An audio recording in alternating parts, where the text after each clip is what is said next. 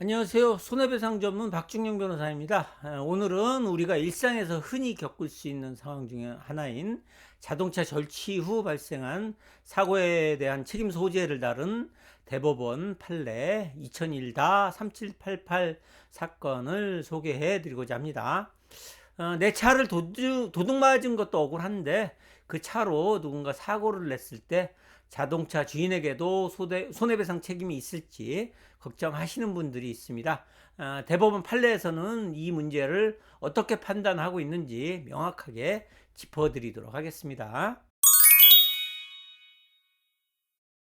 이번 사건은 자동차 보유자인 A가 자신의 아파트 주차장에 차량을 주차해 둔 사이에 B 등이 해당 차량을 절취해서 운행하다가 사고를 낸 사례입니다. 당시 A는 아파트 주차장에 차를 세우면서 자동 잠금 장치를 작동시켰지만 실제로 문이 잠겼는지 확인하지 않았고 대시보드 안에는 보조키를 넣어둔 상태였습니다. 이후 입주민도 아닌 B가 새벽 2시 40분경 이 차량을 훔쳐서 운전하다가 사고를 일으켰고, 자동차 사고의 피해자인 C가 자동차 소유자인 A를 상대로 손해배상을 청구한 사건입니다. 이 사건의 핵심 쟁점은 자동차 보유자가 절취운전 중 발생한 사고에 대해 자동차 손해배상 보장법상 운행자 책임을 부담하는가와 민법상 불법행위 책임을 물을 수 있는 과실이 있는가 하는 것입니다. 법적으로 자기를 위해서 자동차를 운행하는 자는 자동차에 대한 운행을 지배하고 그 이익을 향수하는 책임 주체를 의미합니다. 만약에 자동차 보유자와 아무런 인적 관계가 없는 자가 반환 의사 없이 차를 훔쳐서 운전했다면 원칙적으로 보유자는 운행 지배와 운행 이익을 상실한 것으로 보게 됩니다. 따라서 A가 차량 문 잠금 확인을 소홀히 하고 보조키를 차량 내부에 둔 행위가 운행 지배를 유지하고 있다고 볼 만큼 중대한 과실에 해당하는지가 재판의 성패를 가르는 관건이 되었습니다.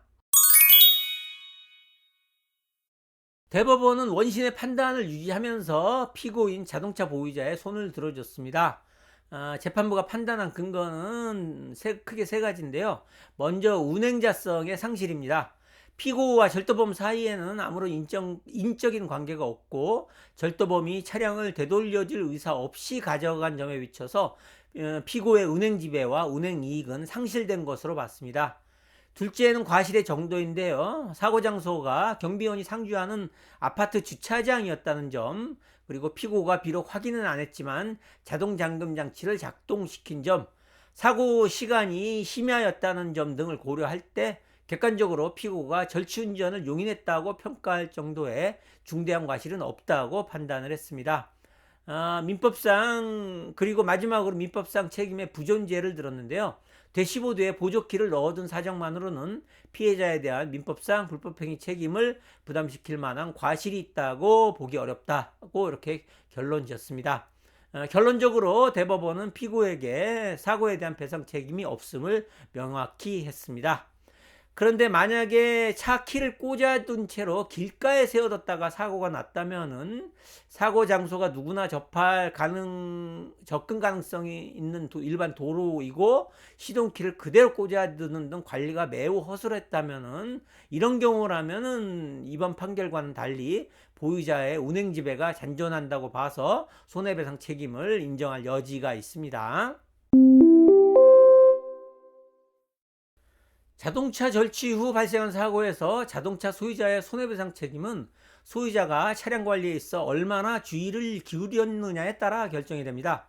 기본적으로 절취운전은 소유자의 의사에 반하는 것이기 때문에 원칙적으로는 책임을 면하는 것이 맞지만 열쇠를 꽂아 두거나 문을 잠그지 않는 등 관리상의 과실이 중대해서 제3자의 운전을 용이하게 방치했다고 판단될 경우에는 자동차 배상법상 운행자 책임이 부과될 수 있습니다.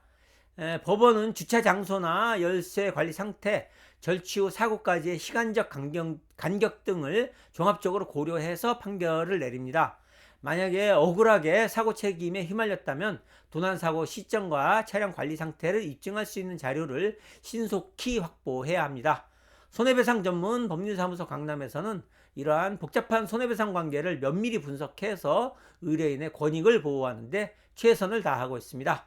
언제든 전문가의 상담을 통해 현명한 대응책을 모색하시기 바랍니다.